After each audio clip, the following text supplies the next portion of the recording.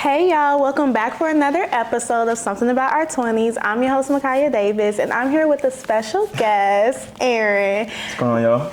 Tell them a little bit about yourself, your age, and a little bit about what you do. Absolutely. So, 26, born and raised in Cincinnati, went to UC, and moved to New York City to work in finance. So yeah, here and give you all a little bit of a glimpse into financial literacy, and hopefully you learn a thing or two. Yeah, so today's topic is becoming financially responsible in your 20s, which is something that I feel like we don't really talk about, but it's important. Very topical. Because as we continue to get older, money starts to either wear out or you're making more money. Right. So you ready to get into it? Let's do it. Okay. What is your earliest memory of money, and how do you think it shapes how you spend or save today? So I was actually just thinking about this, right? So I was it was like my 7th birthday, and I had for the first time had more than $100. Like I had gotten gifted like $100 from a variety of family members, and that was to me that was a lot of purchasing power, right? Like I was able to buy like the toys that I wanted back then. I was really big into WWE, and so that was a huge milestone for me to be able to afford the wrestlers that I wanted. And now just like thinking about, like a lot of wealth is like understanding what you can do with the money that you do have and what you do make, right? And so I think that, people think that you have to earn, $1 million to be able to afford to live life the way that you want to, but it's really just about, being able to live comfortably enough to afford the things that you do like, and, having buckets of income for different things. So it's really interesting that you brought that up, because I was just thinking about that the other day. Yeah, I think getting money for like birthdays or something when we were younger, that was the start of our relationship with money. Because when I used to get money, I used to save some, but sometimes I used to spend that money the next day. Yeah, that's real. That's real. So if your bank account could talk in your early 20s, what would it say? It would say I'm negative by a lot. So I mean, look. So when I was in undergrad, right? And so I had little internships my freshman and sophomore year that made it so that I had some money, but I had really bad spending decisions, and so I wasn't saving as much as I could have, right? And so obviously with you being in school, you can't work full time, and so I was having to use my internship money to pretty much like sustain myself for the semester, like pay for housing, food. My best friend likes luxury, and so like, I'd have to get him something for Christmas, and that cut into their earnings as well.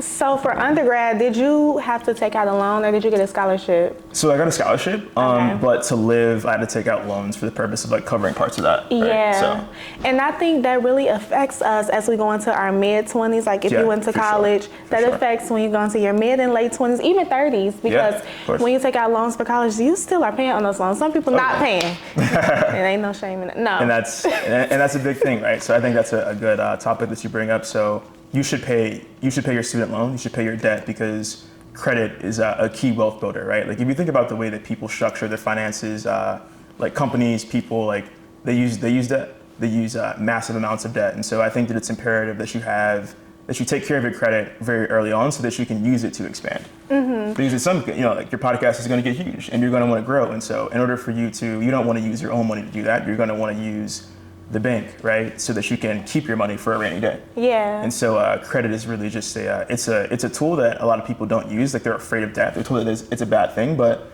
it's really only a bad thing if you misuse it and you can't pay down your debt, right? So I think that a smart person, a disciplined person would know how to use credit properly.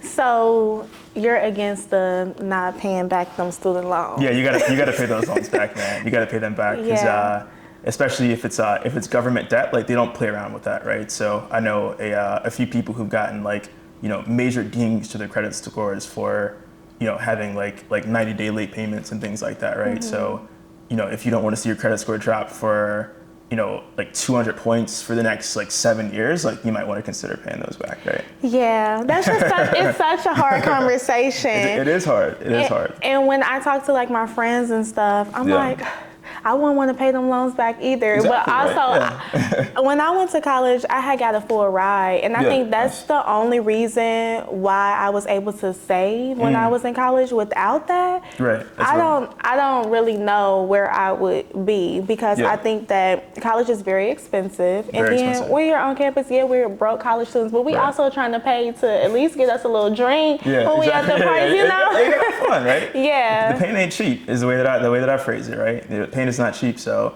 if you're going through, a very new point in your life, right, where things are changing for you, you're meeting new people, maybe some friends are not your friends anymore, like life is categorically different. And so, the pain ain't cheap. You got to spend your way to have some fun. You do. And, that can put a ding in your pocket, into your credit, right? So it's a lot of things that people think about. So let's talk about New York. Let's talk about New York. Tell me about your experience working in New York, and how did that environment shape your view of money now? Because how long have you been working in New York? About 3.5 years now. Okay. Yeah. 3.5 years. So tell me about your experience in New York. So, look, I've had a phenomenal time, right? And so I think the main pillar of what defines my experience in New York is the network. So kind of like we were talking about before, I now have more friends in New York City than I do in Cincinnati. And I was born and raised in Cincy, went to undergrad here, so, I have a very, very great base here. But, now in New York City, just like the fact that I'm able to collab with like-minded people that are my age, like it's made a very, very great difference in terms of me being able to be socialized in the city. And I'm sure it's way more expensive in New York than Cincinnati, of course. So how did you handle the difference in like budgeting and just how expensive it is in New York compared to Cincinnati? Of course. And so, look, like it was like moving out there in and of itself cost me like $10,000. So like that was like out of my pocket, just like 10 bands like gone immediately before I even touched down in the city, because you have your security deposit, which is rent. You've got your first months of rent payment, and then you have like a broker's fee, which might be another month of rent. So it was very expensive to just move out there. You have movers and everything like that too, which added up over time. And do you have like a roommate, or do you live by yourself? Yeah. Okay, yeah. So I had a roommate when I first moved over there, and then I moved alone. Cause like, you get older, right? You want your own space. Like you're working like 80 hours a week, and so when you come home, you want to come home and chill the hell out. You don't want to be surrounded by other people. And I think, he's great, like one of my best friends to this day. But I just wanted to be dolo after coming home and getting my ass kicked at work. You kind of want your own time, so. So you don't really get no rest? Yeah, not very much. Yeah. Oh. Yeah, you might be. My hours are usually somewhere from like, I might work from like 7:30 to like midnight. And so it's Is that legal? It's legal. Barely legal. It seems very illegal and it seems very unethical. But the way that I describe work is like a lot of people have a set start and end date, right? Like, or end timing in terms of when their tasks are done. But for us, it's ongoing. Like there's no end in sight. Okay. And like it sounds like very draconian, but like that's the truth. Is like there's always something to do at work. New York, how is the dating experience in New York compared to how it is in Cincinnati? It's a lot different, but there are some similarities there, right? So I would say, if you're a person that's not very confident in yourself, like you're gonna get chewed up in the dating scene in New York City, right? Because all the guys have money, everyone's good looking, everyone takes care of themselves, and everyone's like very well connected. So you gotta have very, very thick skin. And the women have way more options there. I could see that. All of them have more options there. So when you touched down in New York, did you feel like, ooh, it's competition? Or were you very much confident, like, it's fine, I got this? I felt like I had as good of a shot as anyone else did, right? Yeah. And so I think there's competition, but I didn't think that there was more competition for me specifically. It was like everyone's in competition, so like if you eat, you eat, And that was kind of what I adopted when I got there in terms of like both career and relationships, right? So. Okay, so the dating scene is very different than here. It's a lot different. Do you feel like, are you still like actively dating, or have you found your one? Look, like I think it's I think there's a high probability that I've met the person that I will marry, And so like, and like not singling out anyone specifically, but just saying like, I think I've ran into a lot of great people that there's a high probability that I'm going to marry someone that I've already met. And so, yeah, that's kind of where that's at. Right. But, I think cause look, it's like, you're excelling in your career. A lot of things are changing for you. And so it's almost harder for you to trust someone. Like once you're really ascending. Yeah. You never know if people are opportunists or just trying to get something. Exactly. So I've always been of the belief that like, I've already met like the person that my wife is going to be, and so, we'll see. It's up to God, right? Right. But we'll see. I think I'm pretty convinced that I've already met that person, and so we'll see who it ends up being in the next few years. And that leads me to another question I wanted to ask you. In today's society, there's a lot of conversation about dating, and he has to be a big spender. What are your thoughts on that, especially in New York City, since you said most of the men have money? Yeah, exactly. Do you feel like when you take someone on the first date, you have to bring your biggest foot forward, or how do you go about that? I think that's a good question, and I think it depends on the person, right? So I've gotten ridicule for not spending, not and actually, so it was actually in Cincinnati that I got that. Really? Yeah, and so I've never really got ridicule for like not spending. I think that like the women in New York are actually more so about like the vibe of the person. Okay. Like if they like you, like they'll be like, oh, we can just go to a coffee shop and chill and kick it, right? It's not like we got to go to like Fort Charles or Carbone to eat, and so. I think it's a lot more about like finding your person in New York than it is like flashy stuff, right? Like in LA is more so about like the sticker shock of like the bill was $600, whereas like in New York it's more so about like, do I like this person? Like, do I see a future with them? Are they good people? So that's in New York it's a lot more about being real. But you can't be no broke nigga. Like also you cannot. You can't like that's a non-negotiable. But you don't have to be like a flashy. Like in fact, I think that you'll be perceived as less than if you're more flashy and not focused on like how you actually carry yourself. That's a real ick for me, flashy. Honestly. Which is good. Because some girls like that. They do. Not many. Which is no shame. But I do think that I wish that we were dating more for the genuineness in the person. Exactly. The candor.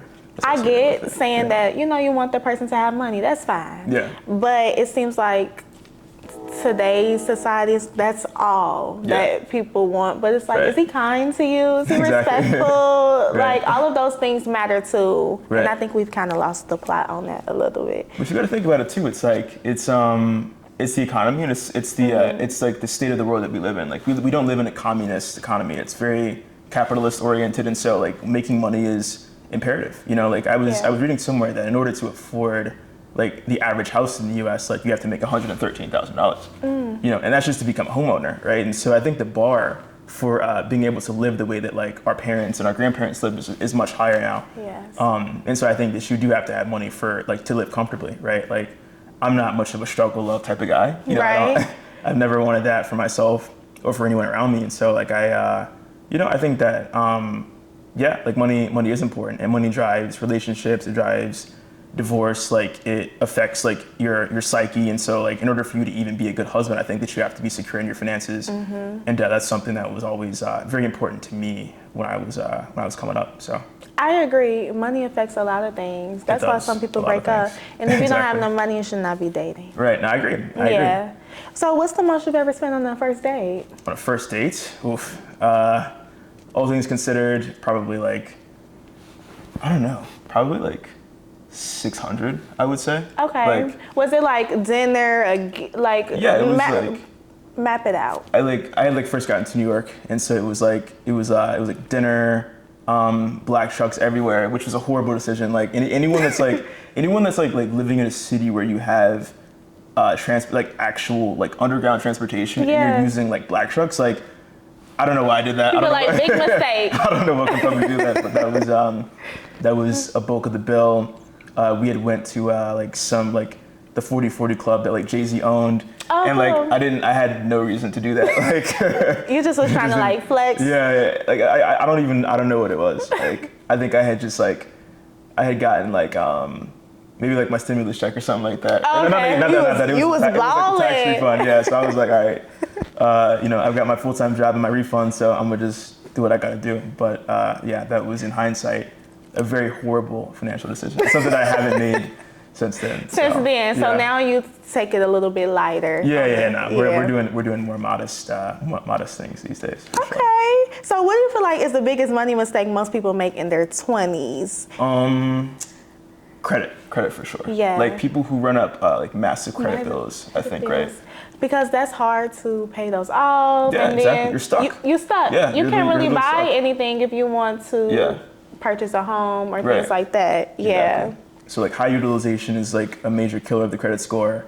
And I think that if you like the way that a company uses like it's like credit card balance is like very easy. So it's like they use it for like the day-to-day things, but companies pay them down. Mm-hmm. Like a company's not going to like assume so much like revolving credit that they can't like meet their obligations. So that's I think that people should think like companies as it relates to like their finances, right? So companies do a few things, right? So they pay down like their revolving debt balance. Mm-hmm. So and that's the equivalent of a credit card for a person. So that's paid down first. Okay. Like order of operations, like that's gone, because like your APR on a credit card might be like 25%, mm-hmm. and so like you're not going to earn that in the market. Like the S&P for context, like this year returned around like 17%, and again a really good year.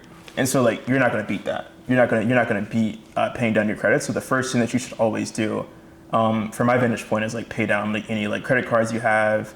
So I think that's like a really big mistake people make, is like having like very high balances because you're stuck with that, and then you're paying like $800 a month on that, right? And so and that's just like money that you're giving away for no reason. Like it's just interest. So I think that's a huge mistake people make in their like early 20s. So I think like credit cards are very specific in the way that like they dilute earnings power, mm-hmm. right? So I think that's one thing that people should always be conscious of, is like taking that debt and repaying it. For student loans, it's like fuck it, like you should pay the minimum on those like every month, like because like that's like like it's such a low interest rate that like like my student loans for context are like 4%, right? Which is like insanely low.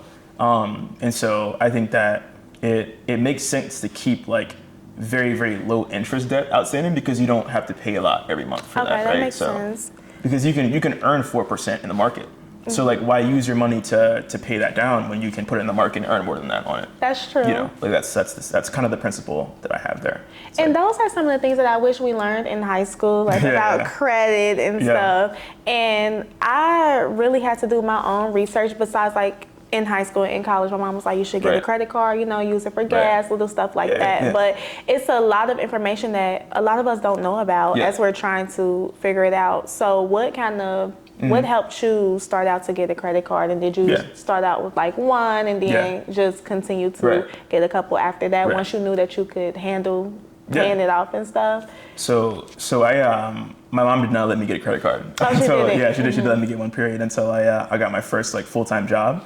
And so like I pretty much like had to do that, right? Because like first of all, you need an income to get a credit card. That dictates your interest rate. So she was like, like you're not getting a credit card until you make X, and so I was like, all right, well, I guess I got to get a job to do that. So when I got my first full-time job, that's when I first applied for my first credit card. It was like Amex is Blue Cash preferred, and then I got a platinum card after that, which was dumb. Like that was like, all right, I got a cool like titanium card that I don't even know how to use the benefits associated with it. I'm paying $600 a year for it.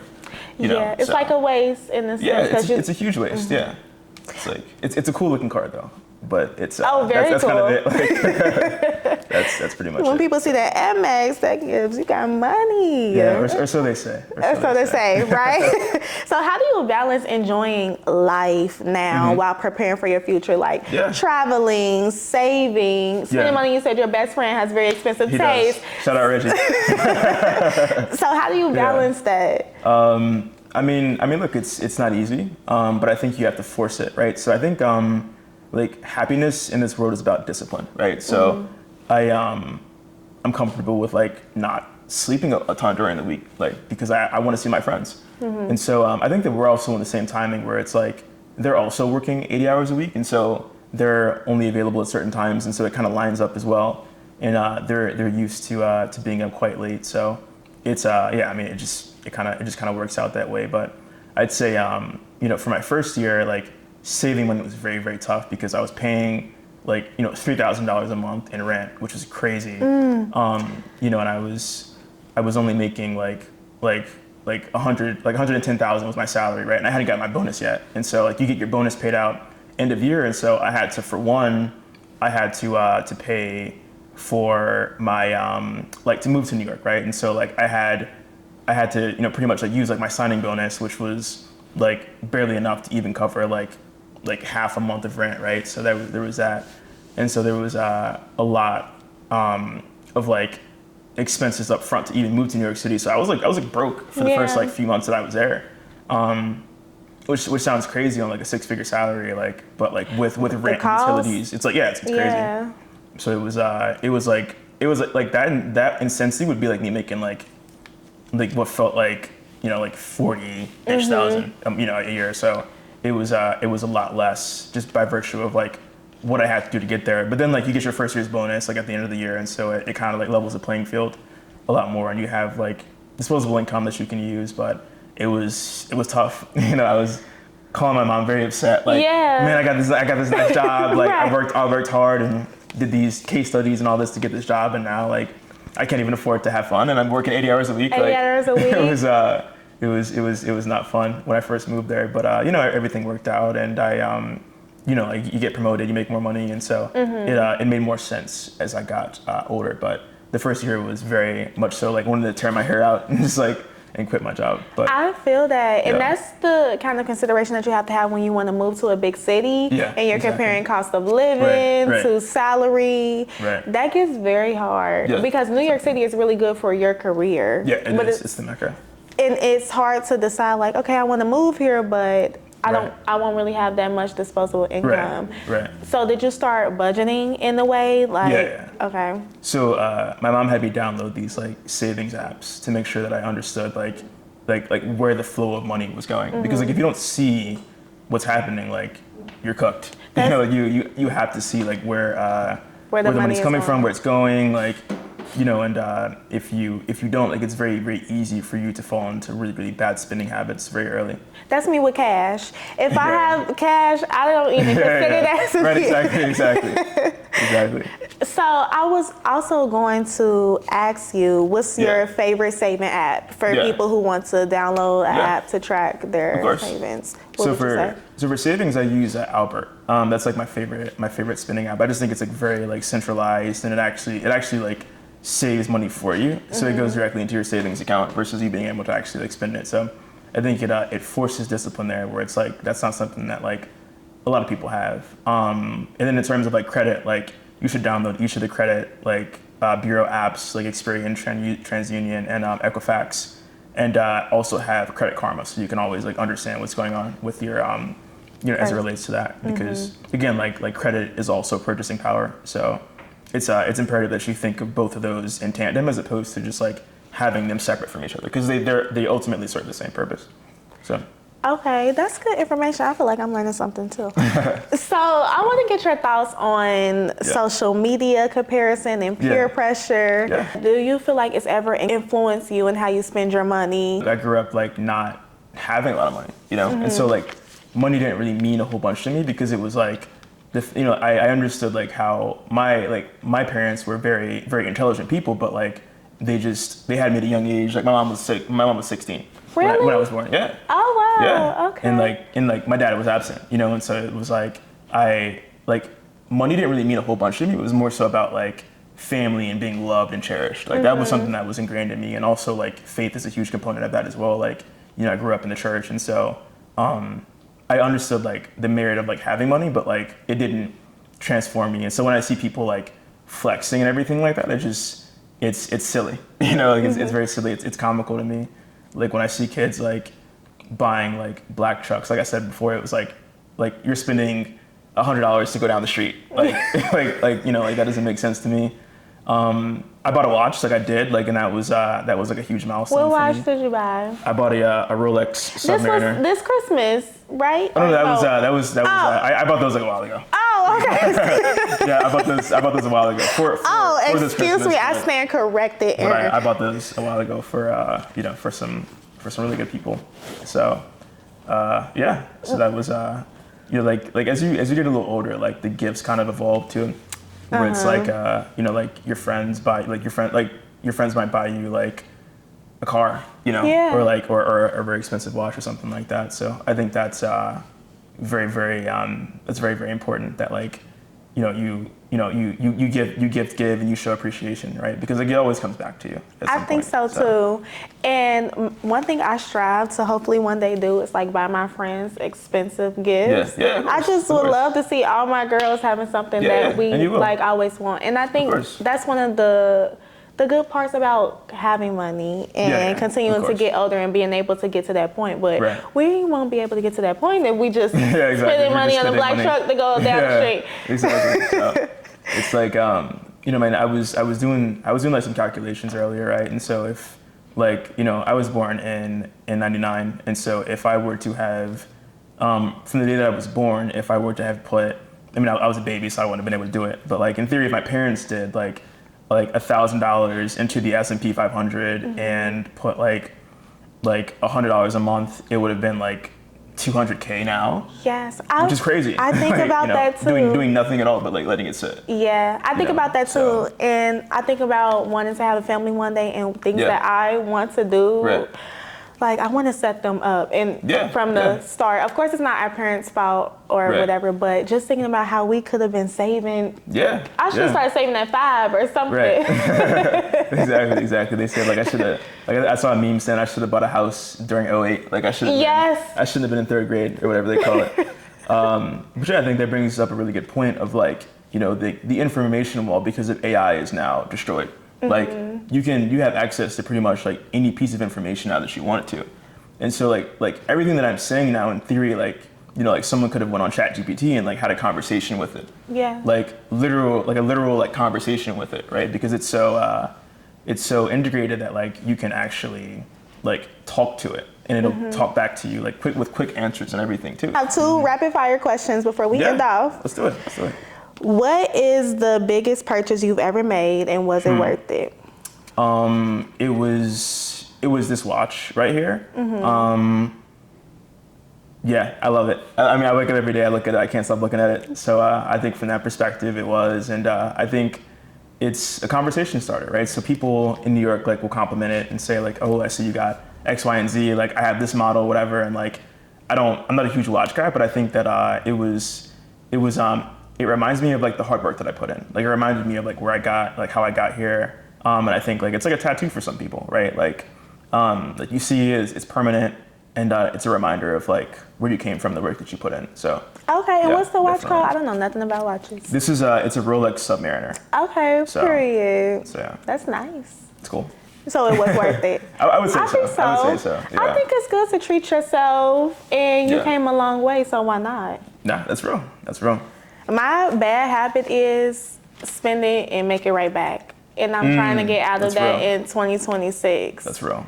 It's the truth though. Like, you categorically, like, if you're confident in your abilities, like, you will make it right back, right? And so I think that's, there's truth to it, right? But there are ways to do it in a very like diplomatic manner. Like for instance, if you have, like you have your 6 month savings in line, and then you have like your 401k that's maxed out. Like, from that perspective, like if you're good in terms of like living situation and your retirement accounts, like fuck it, like do it. Like you can spend. Like I don't see anything wrong with that. But so it's a wealth building tool for it's sure. It's okay to treat yourself sometimes. Yeah, I agree. So next question is, have you heard the conversation around would you have like a couple $1 million or a conversation with God? Have you heard about that? Look, like I take the conversation with God, but I wouldn't take the conversation with Jay-Z.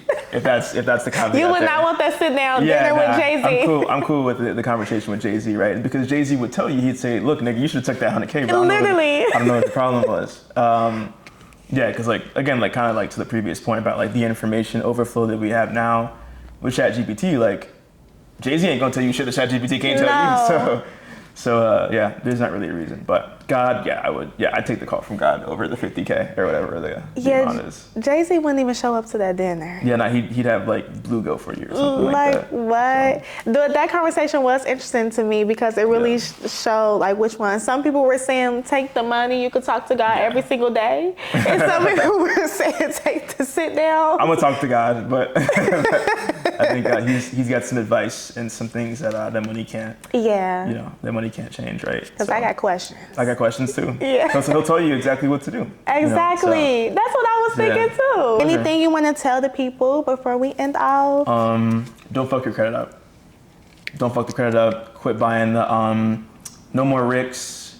No more going to Love Cinema and spending crazy money on the bottles. You know what I'm saying? Shout out Rico, he's a great dude. You know what I'm saying? You know, like love patronizing his business, of course, great dude. But you know, do that in moderation. You know, so you know, be careful with all those. So cut them bottle wars out in 2026. Cut the bottle wars out, man, in 2026. So. Get them Ricks up, huh? Yeah, get the Ricks up. I mean, look, I don't. But you look fly today, though. I appreciate it. It means a lot. Mm-hmm. So, I mean, look, that was one of those discretionary purchases that I made when I got my bonus. So, I don't suggest people doing that. Put that money in the 401k, man. That's a lot better of a use. So, y'all heard them, and tune back in for another episode. Thanks, Aaron. Of course.